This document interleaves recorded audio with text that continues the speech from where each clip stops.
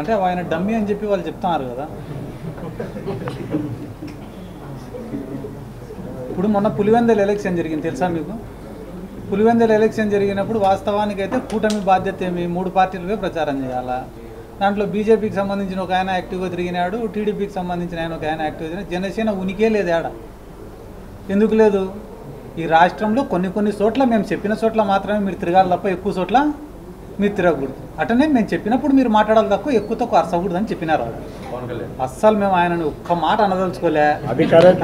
మేము పొరపాటున కూడా మాట్లాడదలుచుకోలే. మా సిద్ధార్థ చెప్పినట్టు వాళ్ళని గురించి ఒక్క మాట కూడా మాట్లాడదలుచుకోలేదు. మాకు fight is between YSR Congress party and కూటమి.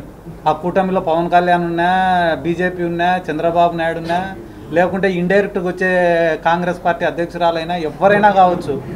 మేము వీఆర్ వెరీ క్లియర్. మేము సింగిల్గా ఉన్నాం. మా స్టాండ్ ఒకటే. ఈ రాష్ట్ర ప్రజలకు మంచి చేయడం ఒకటే మా స్టాండు. ఈరోజు రాష్ట్రంలో ఎవరైతే కానీ చెప్పుకునేదానికి ఏం లేదనుకుంటున్నారో వాళ్ళే వైఎస్ఆర్ కాంగ్రెస్ పార్టీని విమర్శిస్తున్నారు. మీకు ఒకటి చెప్తాను, రాజకీయ నాయకులు మీరు ఎట్లా ఇప్పుడు పవన్ కళ్యాణ్ అనేవాడు ఈ 4 సంవత్సరాల్లో ఏం మాట్లాడినాడు ఒక్కసారి ఆయన మాటలల్లో ఆయన డైలాగ్స్ అన్నీ చూడమని చెప్పండి. ఆ డైలాగ్ చూసిన తర్వాత నువ్వు ఈ మాట అడగడం చాలా తప్పు. ఆయన గంటకు ఒక మాట మార్చుకునే మనస్తత్వం కలిగిన వాడు పవన్ కళ్యాణ్. ఇప్పుడు అంతే కదన్నా. ఇప్పుడు అంత మంచి పాయింట్ అది. ఎందుకంటే కానీ పొద్దున ఒంగోలులో పుట్టినా అన్నాడు, నెల్లూరులో పుట్టినా అన్నాడు, కర్నూలులో పుట్టినా అన్నాడు. అది మీరు అడగాల్సింది మమ్మల్నిగా. ఆయన అడగాలి, ఏం సార్ ఇన్ని చోట్ల పుట్టినావు నువ్వు అని.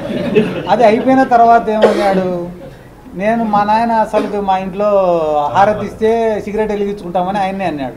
పొద్దున్న లేస్తే మా ఇల్లంతా రామనామమే ఉంటుంది అన్నాడు. ఇప్పుడు అంత ఘోరంగా అబద్ధాలు చెప్తాంటే ఇప్పుడు నువ్వు ఇందాక నీ కింద మళ్ళీ చెప్పినా మళ్ళీ నాతో చెప్పిస్తాను. నువ్వు నీ కోరిక అంతే ఏంది, నేనేమన్నా మాట్లాడితే పవన్ కళ్యాణ్ వాళ్ళతో నన్ను తిట్టియాలని. అదే కదా నువ్వు నా మీద పగబట్టినావు, ఆయన పైన పగబట్టినావు. అర్థమైంది. కూటమి ప్రభుత్వానికి ఒకటే అడుగుతున్నాం, రైతులకు గిట్టుబాటు ధర కల్పించమని చెప్పండి. రైతులకు మందులు అన్ని యూరియా సక్రమంగా అందేటట్టు చేయమని చెప్పండి. రేట్లు లేకపోతే ప్రభుత్వం నుంచి కొనేటట్టు. ఇప్పుడు ఉల్లి రైతుల పరిస్థితి ఎంత ఘోరంగా ఉందంటే వాళ్ళు పండించిన పంట కూడా గిట్టుబాటు ధర లేదు. ఇంకా టమోటా రైతు మొత్తం వాడు రోడ్ల మీద వేసి కాళ్ళతో దొక్కే పరిస్థితి ఉంటే ఒక్కసారి రైతుల పరిస్థితి ఏందని చూడండి. ఆ రోజు నిన్న మళ్ళీ ప్రెస్ మీట్ పెట్టినారు సజ్జ. ఇప్పుడు ఈ వరి అంతకుముందు రేట్ ఎంత అనేది జగన్మోహన్ రెడ్డి అప్పుడు, ఇప్పుడు ఎంత రేటు ఉందో చెప్పండి.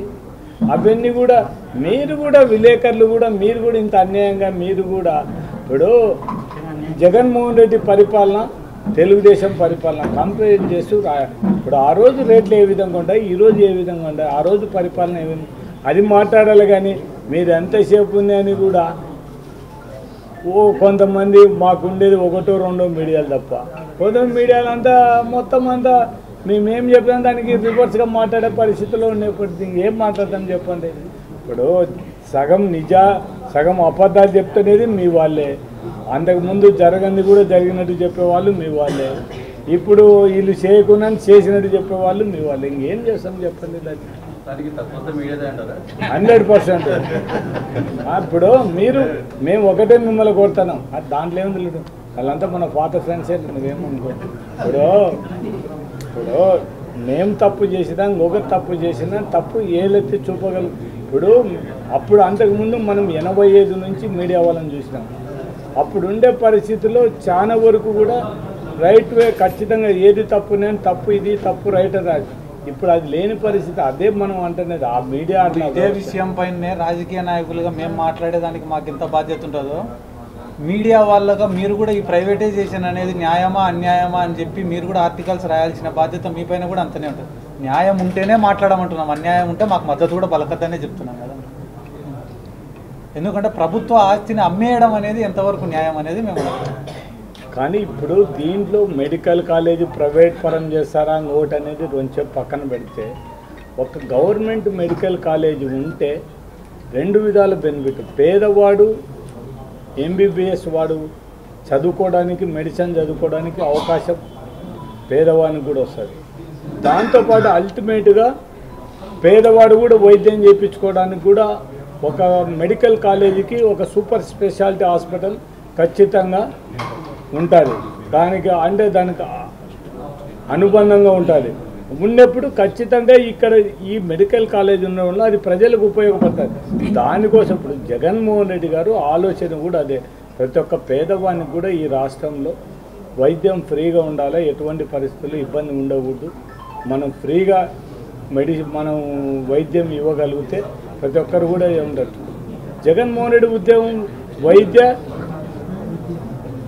విద్య వ్యవసాయం ఈ 3 దాని మీద ప్రత్యేకమైన శ్రద్ధ తీసుకున్నాడు కాబట్టి ఆ రోజు గవర్నమెంట్లో యూరియాల కోసం రోడ్ల మీదకి ఎక్కని పరిస్థితి ఈరోజు ఎందుకు వచ్చిందో చెప్పమని చెప్పారు.